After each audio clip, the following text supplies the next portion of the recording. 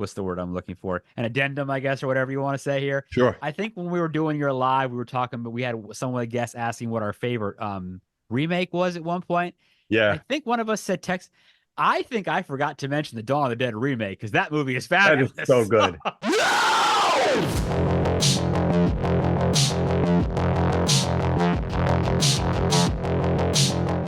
Ladies and gentlemen, boys and girls, welcome to the eighth wonder of the world.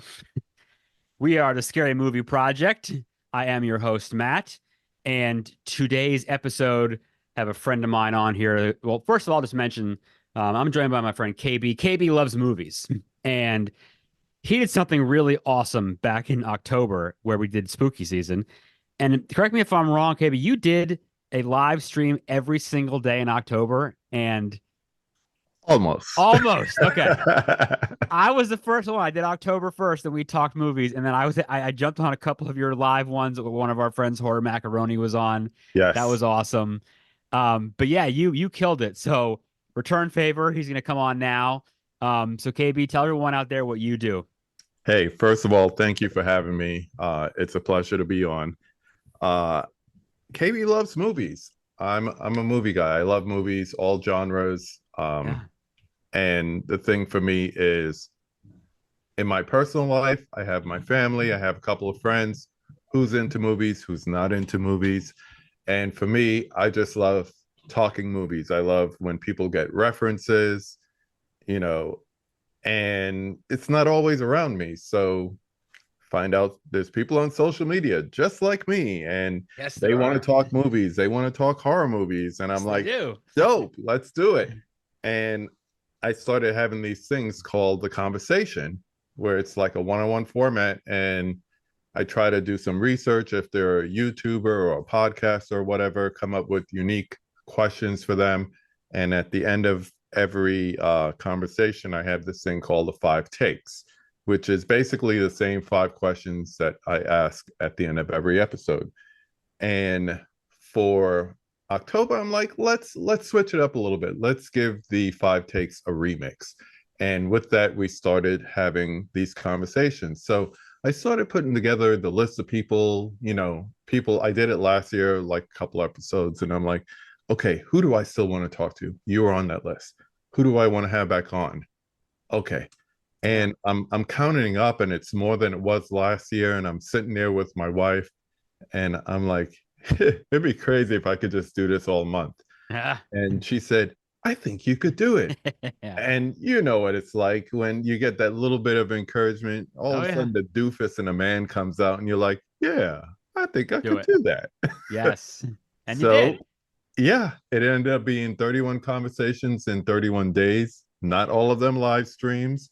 It ended up being the majority, I would say like 20 some odd of the 31 days were live streams. And I did a community challenge. I just went out to a couple of YouTubers that I follow and say, hey, what's your favorite John Carpenter movie and why? And I Yeah. mean, come Yeah. on, they were quick to respond to that. And I just compiled it all just so I could have one night out, because with all the different live streams and pre-recordings, I missed the whole month of October going to the movies, going out to Right. dinner and all that stuff. And that's like the fun season for I going to know. the movies, all the different horror movies and everything. So I'm like, I got to get out once. And the local movie fan theater here is called Screenland Armor. They have a film festival in April called Panic Fest, and they were having a John Carpenter marathon night. So Mm. that was the kind of like, I'm going to miss the conversation to go see a couple Carpenter movies on the big screen, but I'm going to still have a conversation about Carpenter. So I kind of compiled a video, put it out while I was Yeah. driving to the theater, and I got a chance to see The Fog, The Thing, and Christine all on the big screen for the first time. So yeah, I could easily just lean back on one of my shelves and grab the 4K and watch it, but it's different seeing it with Yes. fellow fans. Yes, it is.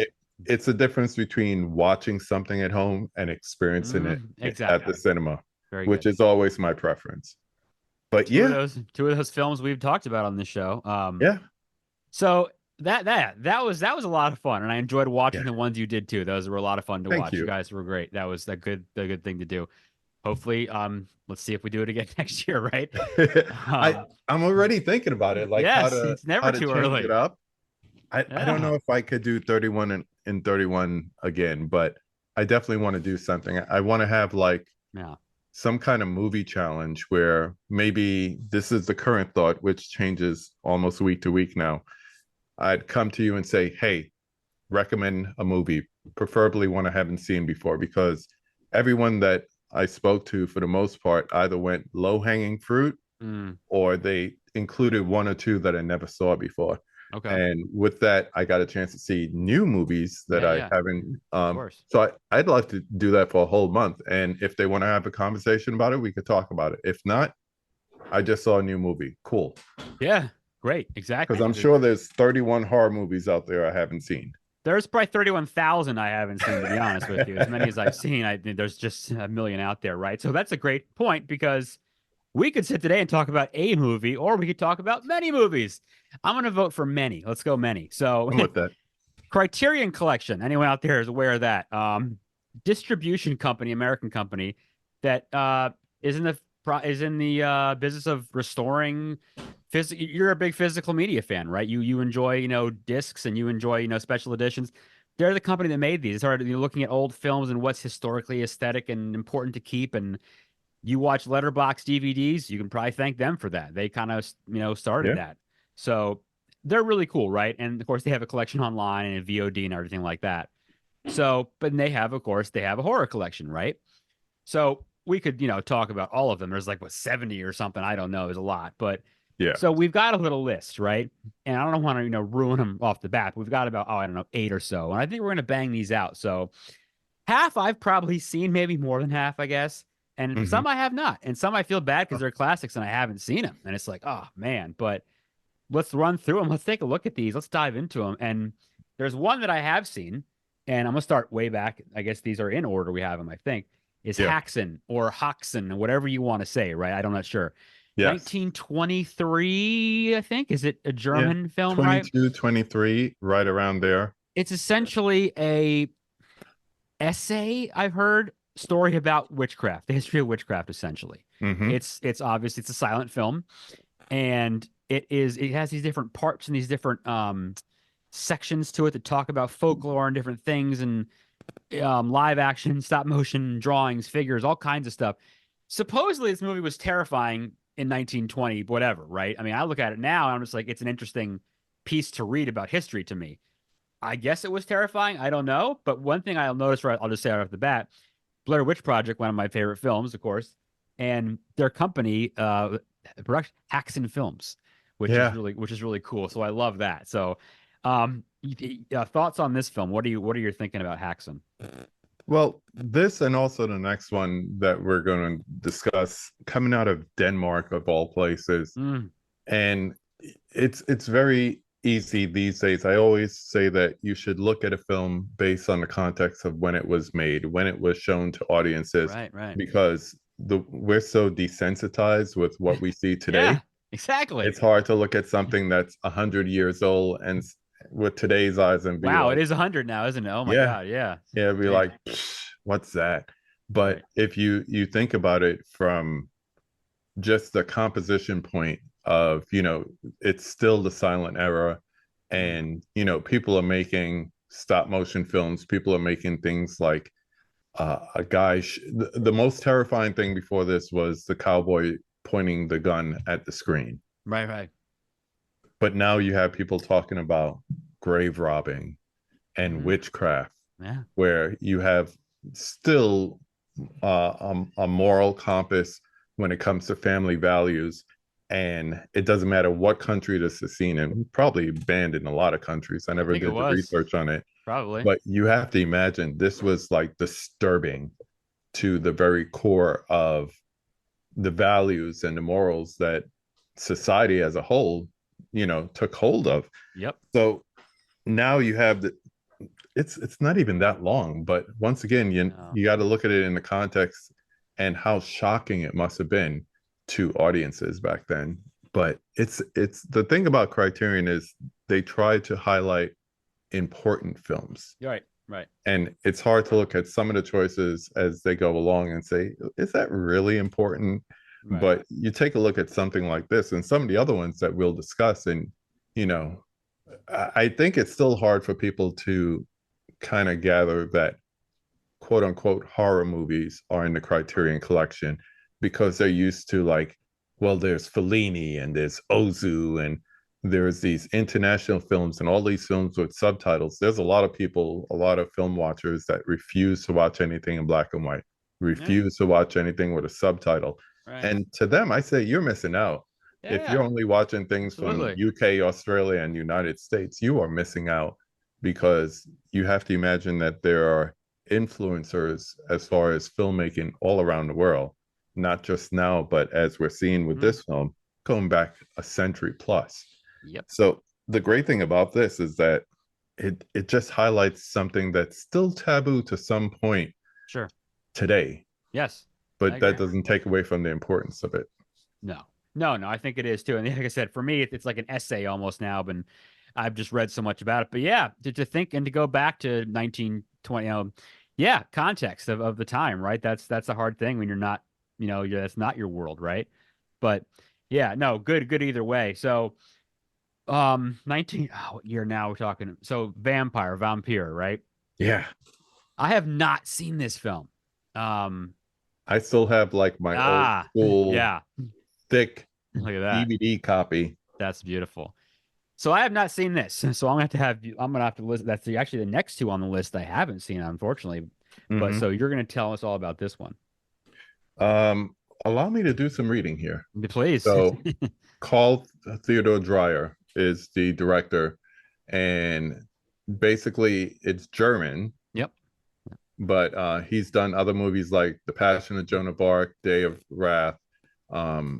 So for this one, it says concerning an occult student assailed by various supernatural haunts and local evildoers in a village outside of Paris. A host of stunning camera and editing tricks, densely layered sounds, creating a mood of dreamlike terror. And that is a perfect collection and description of this movie. So breaking it down, it's a college student who's basically encountering a town of vampires, or at least a vampire.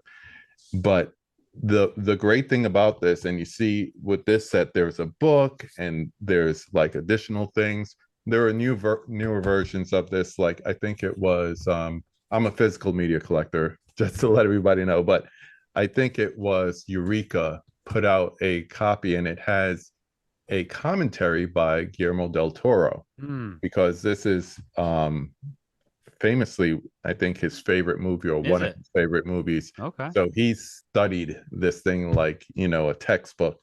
But I think the thing about it is that besides just being this great horror story, I mean, this is what year? 22, 23. So, we're still before Dracula and, Call Off and everything else that followed. And you have this tale, which vampire tales were still new when Dracula came out. So even before that, you have this tale of vampires and the occult. But more than that, you also have the technical aspects of this film that makes it great. So as it says here, you have camera tricks and editing tricks. And just because everything was so linear back then, because you only had a certain amount of film and a certain amount of takes that could do, they didn't, the whole concept of, doing multiple takes was still kind of brand new at the turn of the century. So they were taking these splices of films and putting them together, early editing. And that alone makes it terrifying, because you have to imagine people are looking at this movie intensely, and then all of a sudden there's like a switch. Yeah. And just that switch, we know, kind of equivalent to today's jump scare. That switch right there just terrified people. So not something that we talk about in the same vein like the Universal monsters, because that's almost like an American thing. But you have to imagine on an international market, this was haunting, and this is a staple in that community. So, and Dreyer is just upheld as one of the 19, masters. 1932, right? And so That was right around the time of Dracula. yeah, and they praise it, I guess, like you said, for all the kind of tricks and the stuff they do with it. So, Hmm. that's more than 10 years after Nosferatu, right? Yeah. So it's interesting. Yeah, that's kind of our first few Dracula vampire movies, right? So Hmm. what are your thoughts on move to the 60s, right? So Yeah. Onibaba from Japan, right? That Yes. is that is a okay, yeah. So not seen it. Is it a it's about Koji or something folklore, Japanese folklore, is that right? Hmm. Okay, and that's with martial arts maybe too? Something? No, no, it No? Oh, actually okay. doesn't touch upon that.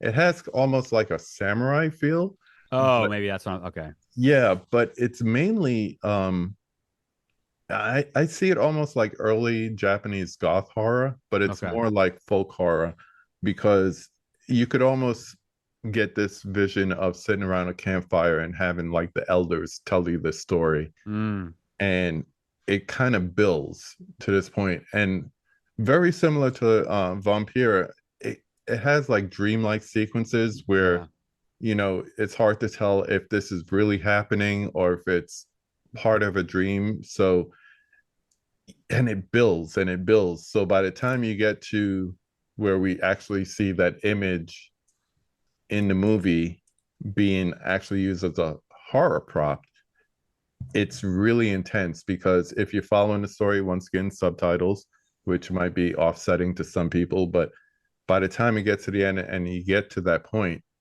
it is starkly and alarmingly scary Wow. in Okay. the context of the time. Yeah, yeah. No, of course, of course. And I always try to put it in that time, like just to bring it home a little bit. I remember you ever watch audience reactions on YouTube to different movies? Sure, probably. Yeah. Yeah. So I always remember the Exorcist ones. Mm-hmm. And there's quite a few out there, but there was this one where it was with critics, not just the audience ones. And they said that this one guy, I can't remember who it was, he said, "This is the scariest thing since Psycho." Mm. And I have to say, okay, so that was like what, 13 years later, and he's Yeah, still talking right, about Psycho. right.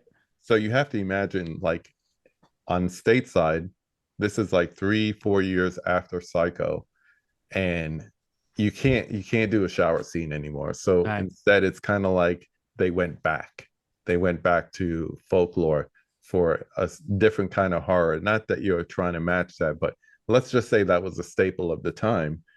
For them to try to match that, it's impossible. So yeah, I really enjoy this, and this is one I grabbed the DVD, but it's one that I upgraded as well because being a Criterion collector myself, I like the fact that we make the joke that it's a film school in a box, each Yeah, one. yeah. You'll never get a Criterion without some type of special feature giving you insight into it, not just the behind the scenes, not just the EPK Right, marketing reel, but right. like really like in-depth looks at the film or the film concepts or whatever it may be. And I just wanted more from this film because the more you watch it, the more you understand it's one of those. So I definitely wanted to understand it more. But it's fun. It's fun. I always say if you're not sure or that's not your subgenre, hit the library.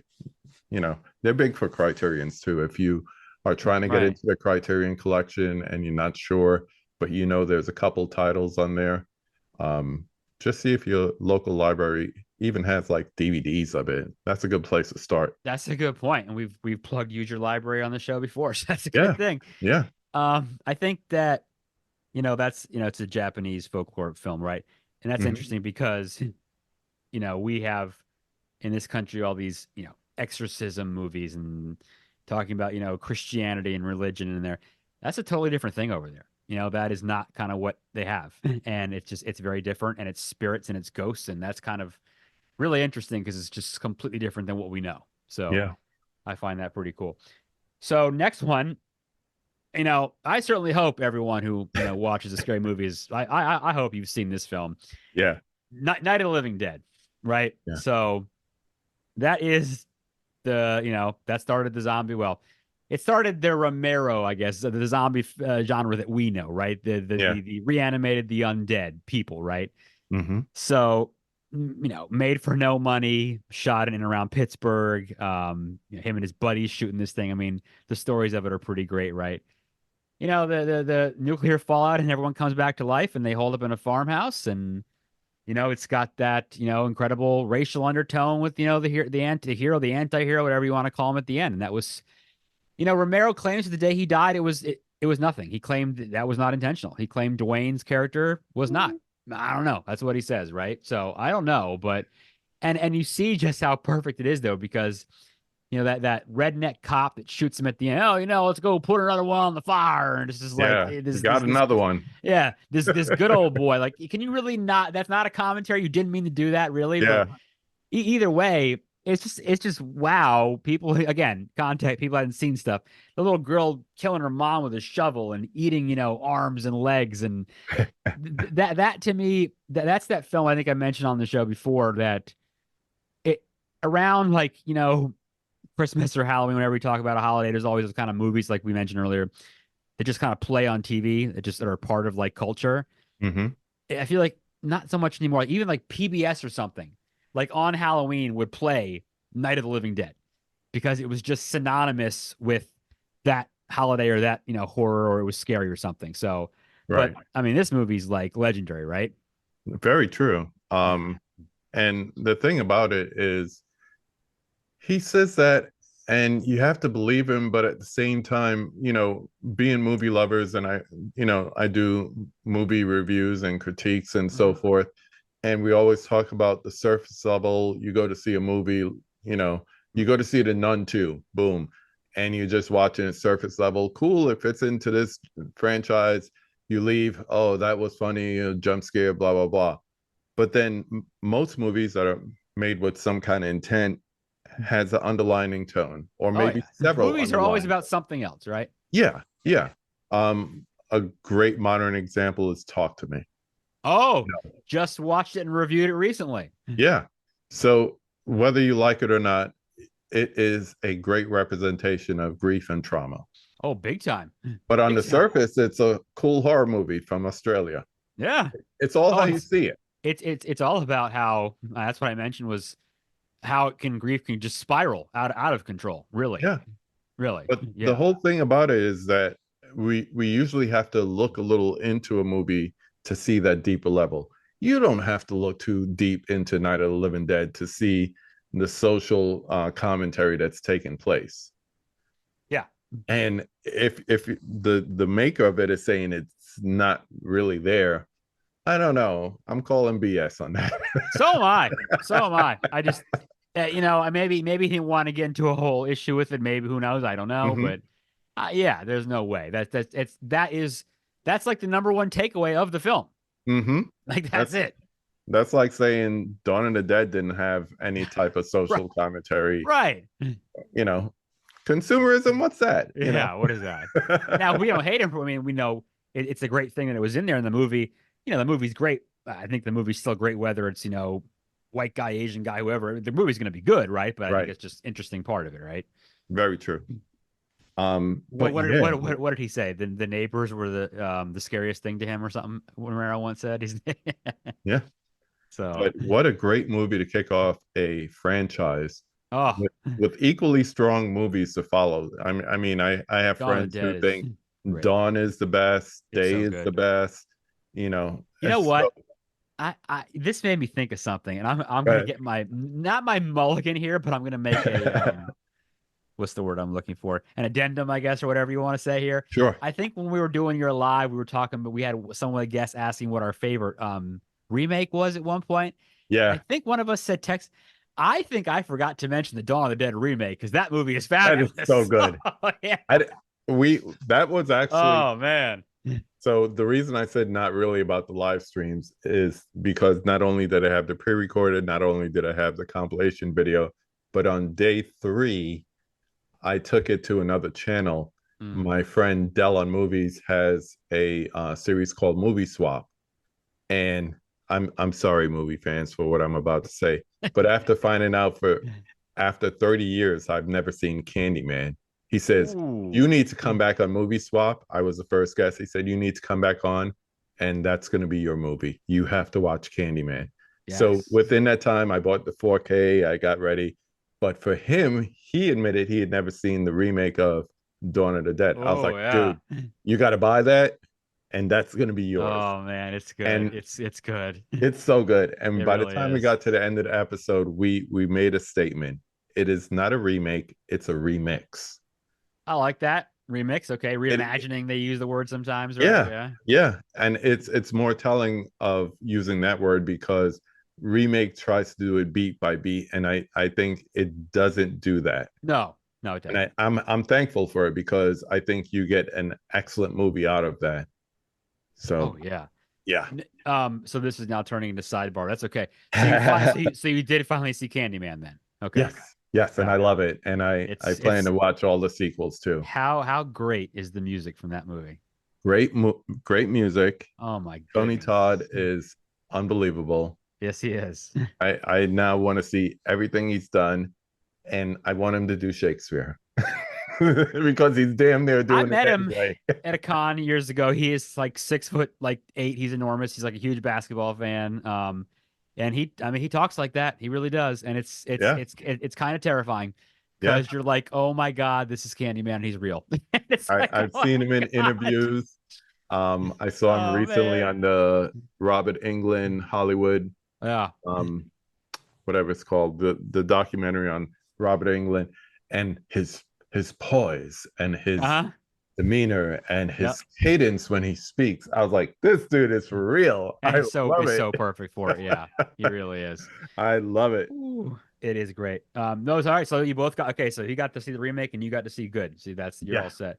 two Yeah, I great mean, movies knocked down. Night of the Living Dead, right? I mean, it's they made a sequel to it. What's his Tom Savini did it. I saw it. I mean, we're talking Yeah, about the Criterion stuff, so I don't want to get sidetracked. yeah. So let's stay in the '60s though, because great book that I really like. I mean, every movie's a book too, right? It was originally Yeah. that's kind of the way it was. How about Rosemary's Baby, right? Oh man, Now, 1968 also, I think it was, yes, right? Yeah. and I wanted to pair this together because you go from a movie that was low budget, super entertaining, and now a staple in the community to a movie that was budgeted Oh yeah. and advertised, and Oh yeah. you have this marketing campaign and everything of the time before Hmm. both of us. I'll just say that. Yep, I was not around. But I don't even think it's a hot take. I am not a fan of this movie. Really? Interesting. Okay. I am not a fan. I included it just so I can say that. Um, I think Did you it's read the book? yes, yes. I read The it book as a is the book teenager. is tremendous. Yeah, And I do like the film. I do. yeah. That's another sidebar. But for me, I think it tries to be suspenseful leading up to the ending, Hmm. but I think it ends up being kind of like a slog. Okay. And it could be a situation, once again, looking at something with modern eyes. Yeah. But I remember even, I think I saw it, I was 19, 20-ish. Yeah. And I, it's kind of like maybe I went into it knowing what I know. It's kind of like, a Soylent Green ending, or Love Soylent Green. It's me made of too. people. Yeah. Or even like The Sixth Sense or something. Oh If yeah. somebody spoiled the ending for you before you saw it, Oh it's yeah. kind of like you're waiting for that event to happen, and everything Interesting. before that is just like precursory. It's like, all right, get to it, get to it, get to it. Yeah. Okay. So I don't know if it's that, but I've looked at it over the years. I At one point I like to give myself these movie challenges, and I went through all the AFI top 100 movies and rewatched them or watched them for the first time, if the case may be. So I saw everything from Birth of a Nation to Mm. Jaws for the 5011th time Yeah. to this once again, and try to watch it with fresh eyes. And I don't know, it's like Good. I'm Good. always waiting for the ending. I might as well just jump ahead to the final chapter and just watch that and Okay. appreciate that for what it is. Interesting. All right. Yeah. Yeah, I feel like it's a very iconic movie, right? Whether it's to your argument, whether it's good or bad, it's It's become like, iconic. yes, hail Satan, he has his father's eyes, and I mean, just these lines are just, they're great, right? Yeah. It's anytime somebody makes a joke about, what if your baby is a demon? I mean, this is what it's from. I mean, everyone in that time was, anytime you see a photograph of like a baby carriage, an empty baby carriage, it's, all that stuff is just so synonymous with this, right? Like, Hmm. I've mentioned on the show, Roseanne's one of my favorite television shows of all time. And one of their last Halloween episodes was kind of a spoof on Rosemary's Baby with Darlene having her baby, right? Yeah. So yeah, I mean, I don't love it, but I do think it's, and that scene where she's essentially being raped by Satan is like, oh man, like that's kind of intense, right? She's, Yeah. that's really happening. And she's even like, well, this isn't a dream. This is really happening to me right now. Right. So yeah, and I guess content wise, again, certain movies have sway because people had never seen that before, right? Hmm. People had never seen that, maybe. And I have to say, this is just the film geek, film historian in me coming out. 1967 is a very interesting year Mm. because if you look back, I'll just keep it to the Academy Awards. The Best Picture nominations, minus Dr. Dolittle, were all revolutionary movies at the time. In the Heat of the Night, Guess Who's Coming to Dinner, Oh yeah. on and on and on. Bonnie and Clyde. And they were all movies that you would say, ooh, this couldn't have been made like 20 years ago, even 10 years ago. And then after that, you get up until the early 70s when you get like New Hollywood, the Spielbergs and the Coppolas and all that. But you have this period between 67 and say like 75 where it's just like really edgy movies. Like Yeah. if somebody didn't tell me Maniac was made in 1980, I would have swore it was made in 1972 Maniac. Wow. because There you it's go. that kind of grittiness Right. in a Yeah. movie. Yeah. New York City grit, really like dirty guy, Love it. I love that but stuff. Yeah. then you have Rosemary's Baby, and I think the things in Stylized. there were just for shock value. Even the timing of the adaptation of the movie was kind of like, well, we could get away with this right now, the way the rating systems are. And it's not until 75 when you started getting into kind of like the precursor of the summer blockbusters where you would get, the Jaws and the Mm-hmm. Star Wars and all that. And it kind of made a shift away from that all the way up to 83, 84, where you get the reason why we have PG-13, which is Gremlins and Indiana Jones Temple of Doom, Yeah. chilled monkey brains and, Yeah. heart beating in dude's hand, Right. where once again, they're like, we need to strap down again. But that period, 67, 68, everything was raw. It was grimy, it was dirty, it was shocking. So yeah, that was a perfect time for a movie like this to come out. So I think that's part of what makes it iconic, because of the time in which it came out was just like, it was like perfect timing for something like Right this. place at the right time kind of thing. Yeah, Luck is a big thing. It happens. It's real, right? Sometimes it just happens that way. and I think it added to the popularity of the movie. It wasn't just people who were book readers saying, "Oh, I'd love to see this on the big screen," but that's how, just jumping ahead a few years, actually the same year as the next movie we're going to talk about, that The Godfather became so popular, because that book adaptation, ultra violent, made into a movie. Everybody read the book. It was the #1 book in the world, and now people are seeing it on the big screen. So it's all about timing. It No. really is. Yeah, that's a good point. I was gonna say something about that. Oh, and I'll just say last thing, and now, um, I Rosemary's Baby, directed by Roman Polanski. Mm. Personal life aside, Yeah. not getting into that, his movies are amazing. Yeah. They're amazing. He knows what he's doing. Oh my God. I mean, that film, and then we've talked about our first, The Ninth Gate is, I swear to God, one of my favorite movies. The movie's is I need to rewatch insanely that. good. It's I haven't incredible. watched that in a long time. Oh my I need God, to I rewatch love it. that. I love it. I love it. I love it. So, well, that's all we'll say about Polanski. But anyway, all right. So, Don't Look Now. I have not seen Don't Look Now. Okay, this is going to be a short conversation then, because neither have I. Okay. But wow, this is the first we were talking about a movie on the show that neither one person on the show has seen. This is awesome. All right, good. But we can still wax poetic about We it can still because talk about it. Of I course we can. hear people making enough commentary about it. Like this is a must see. 1973, by the way. So Yes. this is the one with Donald Sutherland, right? Or doesn't he make that Hmm. crazy look for those that are watching, where he's like pointing or something, and he has that crazy look on his face, or is that Body Yes. Snatch? Oh, I can't remember. I think it's Don't Look Now, though, right? Yes. Yeah. So that's kind of not. I mean, I don't know a lot about it, Hmm. but I think it's supposed to be pretty good.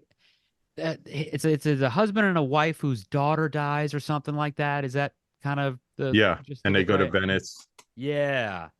But just what it says here, brilliantly disturbing tale of the supernatural as renowned for its Mm-hmm. innovative editing, once again editing, There you go. haunting cinematography, naturalistic eroticism, wow, All right. and its Love unforgettable movies with that. climax.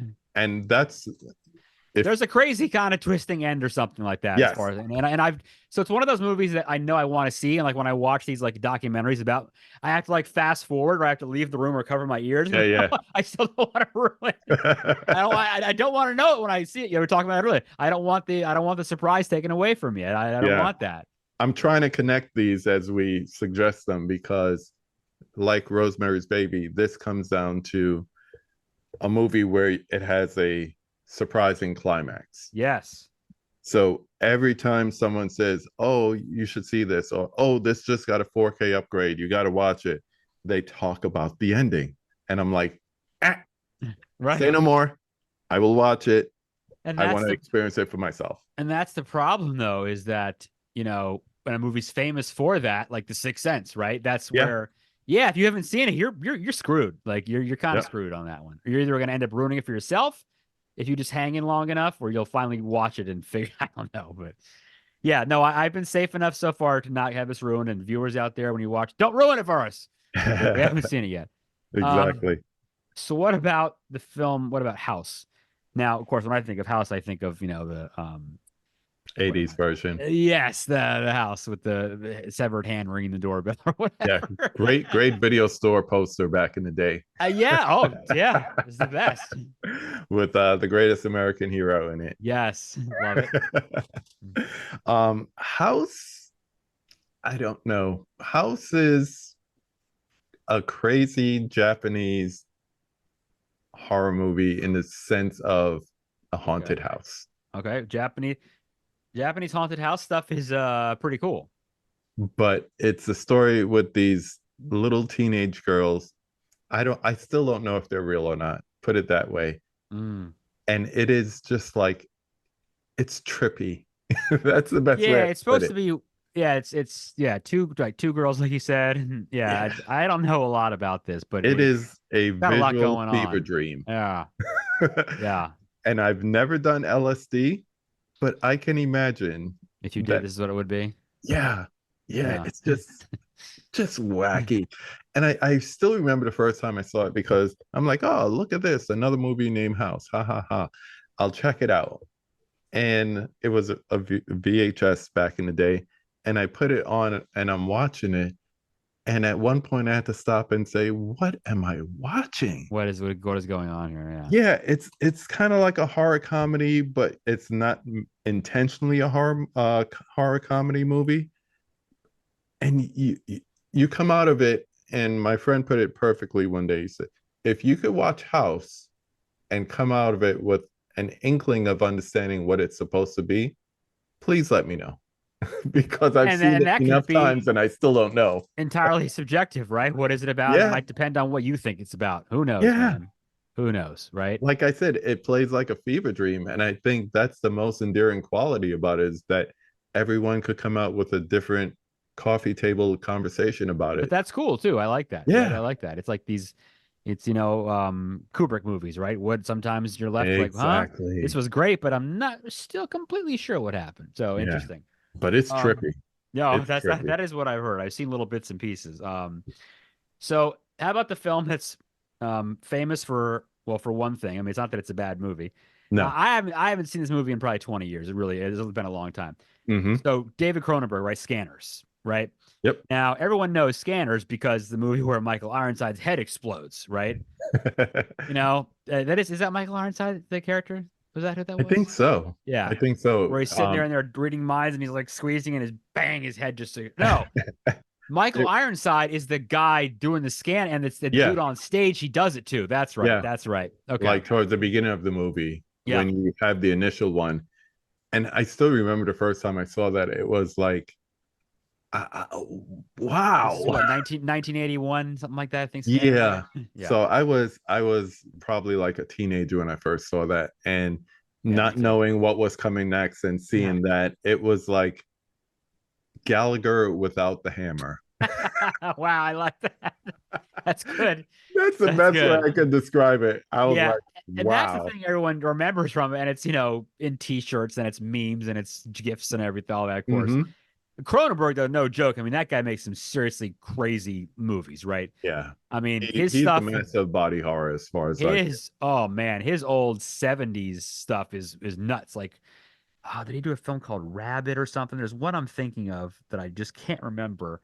Naked Uh, Lunch is another weird one. yeah, I haven't seen that, but this was anyway. But yeah, his stuff, the body horror is nuts, right? Like The Fly is like so disgustingly wonderful. Yes. But yeah, Love it. Scanners, man, yeah, I've not seen that in quite some time, so But my I think memories that's are the a little downfall. foggy I on it. think the thing that's memorable about the movie are the practical effects and those moments. Yeah, But yeah. most people, like if I asked you, you haven't seen it, let's say in 20 years, what else do you remember about the movie? Oh God. Exactly. Oh. I have to Exactly. dig. I haven't thought about it. I mean, I'm literally like on the spot with it right now, but Right. obviously I need to watch it again, right? Yeah. Yeah. It's outside of those moments, it's not totally memorable. I think that's the downfall of it. It's a decent movie though. Right. It's a Well, decent movie, but Criterion seems quickly like it, forgettable. right?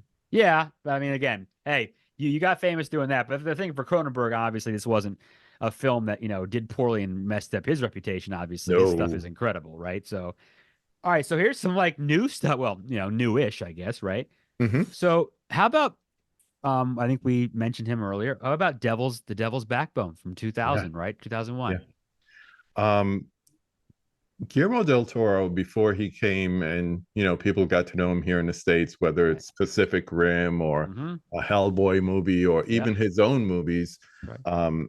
that he did here in the States, like his own type of horror and, fantastical movies. I think The Devil's Backbone and its inclusion within the Criterion Collection is important because a lot of times when we have an international director or writer or whatever the case may be become popular in the States, a lot of their stuff that they did prior, we have no access to or no knowledge Yeah, of. that's a good point. That's So true. this was his movie when he was still making movies in Spain. Yep. And it's one of, I believe it's the first of his World War One Yeah. Spanish Yeah, War the war stuff, right? kind of movies. And he has this overarching theme in all of that where the the villains or the monsters are not the ones that you dream about at night, but really the ones that live in your lives. Mm-hmm. So whether it's a neighbor or whatever. And between this and one of my favorites, my favorite from him, which is Pan's Labyrinth, you Mm. have this dichotomy where you have a protagonist as a little boy in Devil's Backbone. In Pan's Labyrinth, you have a little girl. Yeah. And it's almost like mirroring totally different stories, yes, but you have this mirroring kind of thing between a little child showing you what's taking place, where the true horror is us as human beings, Yep. not what's going on around you, not the war, not, some fantastical monsters that live in a closet under your bed or whatever the case may be. And you even see it up to his later work, like in Shape of Water. It's not this merman, it's Yeah. the evil people trying to do malicious things to him. All right. So I think the importance of this movie is not only to see that genius of a horror movie creator in Del Toro. He didn't just start doing it when he got to the States. He's Oh been no. doing it a real long Oh time. yeah. And you have other stuff like Kronos, which is Yeah. another great movie, also in the collection. Yeah. Yeah. And I just by having this and Pan's Labyrinth, Kronos, all these movies of his, it just gives you kind of like a film class on him, because you get to go back, you get to stay current with his work. I'm surprised they don't have Shape of Water on Criterion yet, but Yeah, that could just be a studio license thing. sure. But I encourage people, if they like Pan's Labyrinth, to go back and try to watch Devil's Backbone, just to see the similarities and the differences between the two movies and the two, like I said, protagonists or storytellers in it, and just to see the beauty of what he does with horror as a genre. It's almost like he treats it like it's a delicate piece of glass that he doesn't want to break, but he wants to experience and kind of like give to you. And you see it in everything he does. I'm a stand for him, but at the same time, I appreciate what he's trying to do. Even, I guess it was last week or the week before, they released the 4K of his interpretation of Pinocchio. It's not Disney's Pinocchio, No, but it's no, truer to the original which is a story before frightening it got, film in itself, quite yeah, frankly. before it got Disneyfied. He gave you the original version of it. So even something like that, where it's not necessarily a horror movie, it's amazing what he does with a story. And I think that's the best thing about Devil's Backbone, is the composition of the story and then the horror elements that are used to tell it. It's beautiful, man. It really It's a is. really cool ghost story, right? I saw it Yeah. many years ago. I remember watching on Netflix, and I'd heard about it. I was sitting around one day, and I said, I'll give it a try." Man, I don't think I paused it more than one time to leave the room. It was really, really good. The shot, this dusty old, whatever building there in this courtyard, so much happens, and this boy and this ghost, and he's, wounded, and it's just kind of gross, but it's like, it's really beautiful, and it's sad, and it's just this really cool ghost story that he does, and it's really, really good. It's Yeah. really good. It's Yeah. amazing how he has a Yeah. way of playing with emotions, but not make, like, some movies just make you depressed. Yeah, right. Like we were talking about Christmas movies earlier, and to some people, It's a Wonderful Life is a depressing movie because, at the end of the day, he still doesn't leave his hometown. He's still Right. broke. Right. He's, But it's all these things Christmas, and still yeah, happen to him. right. I don't know, but But if no, it yeah, was this is Del Toro, this. it'd be beautiful. Yes, there's a way. Sad but Right. beautiful. It's like they always talk about what's his face? Oh gosh, did Suspiria? Why am I forgetting the Italian director's name? Argento? There you go. Yeah. Making the most violent deaths look absolutely gorgeous, right? Like Yeah. how do you do that? A But beautiful death. he does that. That's how I want to go. But all right. So speaking of death, I guess this is a good segue. Last one we got here. The Others, which is okay. Now see, Just I picked it wanted up. I kind of wanted to mention also kind of just because of the fact that I kind of wanted just to say the line that I loved, what they always show on the clips was the little girl talking to Nicole Kidman saying something about where's my daughter? And she says, I am your daughter. That's like, always made me laugh in the ads. And I finally saw this movie for the first time about 5 years ago, not even maybe. What you I, think? I just didn't care for it. And I thought, okay, whatever. I thought it was not bad. Yeah. The ending didn't, I wasn't like floored by the ending. It was like, oh, okay, cool. This is what happened with them. They're the ones that are the ghosts, whatever. But I thought it was interesting because stuff like that, Sixth Sense and this thing, twist endings, things that you can't give away. It's hard to do that right. It's hard to do that and not give it away, right? To not show your hand, to use Right. a term like playing cards, right? So yeah, pretty well done. It's pretty. I like the way that it's the Europe and England and the World War, whatever. And yeah, I thought it was pretty good. For me, this is one that I saw maybe once or twice when it first came out. So we're going back 20 plus years. 2001, yeah, right. I think. And talking about beautiful, I remember visually being beautiful. Mm. And the story, can't remember everything about it. So when they said they were coming out with the 4K, I said, I'm going to grab it because I want to rewatch it. And the reason I want to purchase it is because I know that it's going to look absolutely beautiful. When you can there's a lot of filmmakers, especially in horror, that uses darkness as an asset to help the villain or help the situation. Mm-hmm. And here you just have it as a backdrop. So it's kind of like that Bane line. you become comfortable in the dark. And I What think does that he just say? adds to it. You were Reb. I was born in the dark or whatever. Yeah. Yeah. Yeah. So I just remember that about it. And sometimes just visual storytelling is just as important as like the spoken word. And this is one of those movies that I just remember the visuals of it just being haunting, but in Yeah. a way that it's not scary. It's just like you feel comfortable with it. Ancient English manner, right? You know? Yeah. Yeah. Yeah, right. It brings you into that time Yeah. and into that environment. There are certain directors that have a way of doing that with any movie they're creating. It brings you into that atmosphere and you immediately feel comfortable, and sometimes that's to your detriment. And I think that's one of the things about this movie to highlight is that it becomes to the detriment of the characters, and if you really feel invested in them until the end, of course, Right. you feel like this is happening to them. Yeah. Yeah. So No, yeah, I'm looking that forward to cracking that one and checking it that out. twist was good. So, man, all right, I think we just knocked out like 10. So, whoo, all Yeah. right, that was good. So, here you go. Here's what we're gonna do, right? I'm gonna turn the tables on you here, and I'm gonna give you 5 questions here, and they'll be very familiar to you. Mm-hmm. So, first one is, what is the horror movie that made you fall in love with the genre? Oh, I've heard this question Yeah, I before. know you have. You heard the other 4 too, I think so. It was 1987, 86, 1986 at my buddy's house, and he just got the making of Thriller, Oh making of Michael man. Jackson's Thriller on Oh VHS. man. He's like, come over, check it out. So I go over there, we check it out. It's cool, love it. And then he's like, you got to go home? I got another movie. I was like, no, I could hang where you got. He's like, I got this Nightmare movie, this Nightmare on Elm Street movie. I was like, oh, Yes. yeah, we were too young to go see that in the theater. Throw it on. And all of a sudden, there's this guy named Fred. And Fred Krueger. yeah, always known as Freddy in all the other movies. Yeah. First one, it was Fred, just like we I like went calling from him the Fred also, yeah. yeah, we went from the Shape to Michael Myers. Shape, that's right. Yeah, it was Fred to Freddy. So yes, Nightmare on Elm Street, 1984, Wes Craven.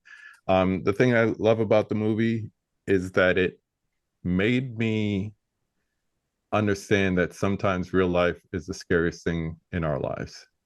Because Wes Craven created that after reading an article about a Wild, teenage right? kid Isn't that crazy? dying in his That's sleep. he always found these stories from real life. Yeah, he always was Yeah, able to pull. It was really interesting. same thing with Scream. Right? Exactly. Crazy. So Um, yeah, that one. all right, give me 3 favorite scary movies. Just rip 'em. Besides What do you got? Nightmare, cliche 78 Halloween. That's not a cliche. It's one of the great. It's classic. Yeah. I'm looking on the shelves now. Um, I'm not ready to answer my own questions. This is lovely. See, on the spot. That's all right. All right. So here's the question. Scream. I'll say Okay. Scream. Okay. And because we just got past the holiday season, this is one that I was not expecting to like. A Christmas Horror Story, the anthology one. Okay.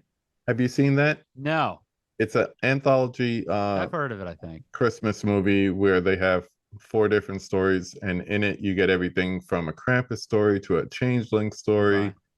Okay. It's just all over the place, but it works so Interesting. well together. And I saw it at a 24-hour movie marathon All down right. in Austin, Texas. And it was kind of like, you get to the point where it's like, oh, okay, what's this? I'm not expecting this. Right. Especially when the next movie after that claims to be like a Brazilian Reservoir Dogs. I was like, okay, it's getting late. That's The weird. crappy movies are Yeah. starting. Time to take a nap. And that kept me up. Okay. So I watch it every year now, All right. including See, in 2023. I watch you it as well. never know what you're gonna get, right? Nope. All right. So here's kind of the vein that you sort of answer with Rosemary's Baby, I guess. What's a scary film everyone loves, and you're like, nope, hate it. Uh, I'll admit that used to be Texas Chainsaw Massacre. Oh Lord, I'm gonna have to kick you off But the I show for know that. I don't want to get kicked off your show. That's Woo! why I said it used to be. That is. Because like I said in the beginning, you have to take things in the context of when it was created. Mhm. And back then, no one had seen anything like that Oh, it before. still freaks me out But today. all of Sally's yelling. Oh, Can't do it. Too can't much. Too stand much. the yelling. Oh, yeah, I know. It I goes know. on for quite some time. But if you put it into reality, that's what people would do, just absolute sheer terror. I So would. I yes. would think. I think I'd probably be frightened. All right. So on Mhm. the flip side of that, what's one that needs more love? What's a scary film that needs more hype? I'm glad somebody's finally making this. I really enjoyed Thinner.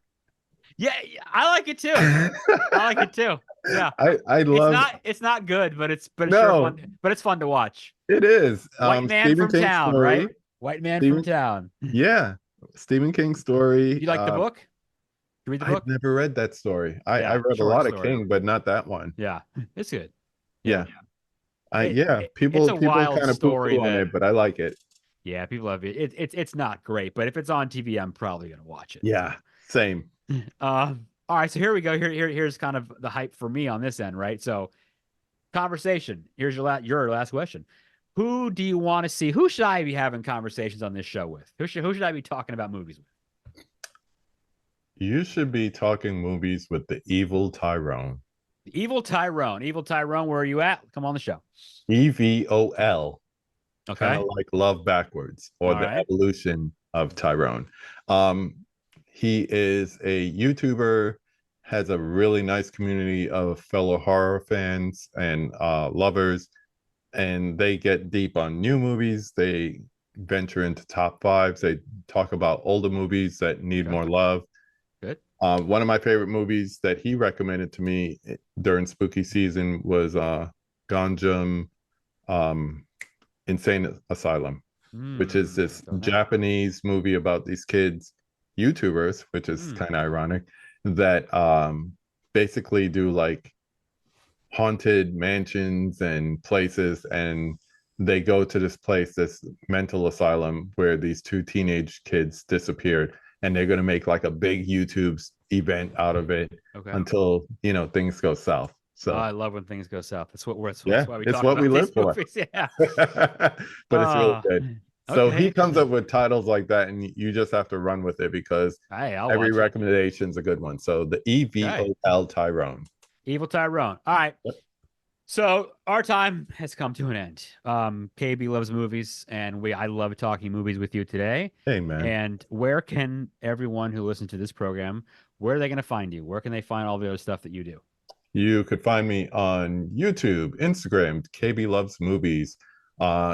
I think you could search for me on Letterboxd. It's somewhere out there. If not that, just say KB. Just look there and you'll see me. I will rate a movie. I'm not quick to review a movie, but I also write for the Screensavers.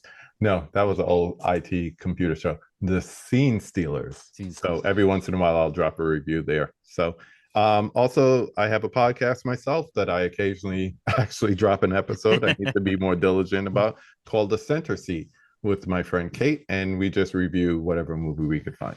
Nice. Good. And that's what we need, more reviewing movies. So Criterion Collection, right? It's cool. I think the thing to take away from it is you mentioned Film School in a Box. Yeah. I mean, for me, the reason I would buy a lot of these DVDs, having these special features and these behind the scenes, that stuff for us is just gold. I mean, I can never stop watching that. Now, one of my favorite things, now this is not Criterion, obviously, but Rob Zombie's Halloween, they re-released a new version years ago that had a 4-hour making of, and I just thought, I mean, this is just made for me. Longer than the movie. This is made for me. I am so yes, it's longer. It's better than the movie. So that kind of stuff, the Criterion, that's what's and looking at the 4K and the beautiful imagery and everything. So very cool. It's around. This was a fun thing for us to talk about. I'm glad. There's more scary ones out there, so there's more for us to talk about. But for now, you all know, of course, where to find us, scarymovieproject@gmail.com. What should we review? Who should we talk with? We're on Instagram. We're on Facebook. You guys know where to find us. So anyway, that's going to be all. KB, thank you very much for coming on. Thank you. And remember, for those out there, measure twice, cut once. The Scary Movie Project podcast. Learn more at thescarymovieproject.com.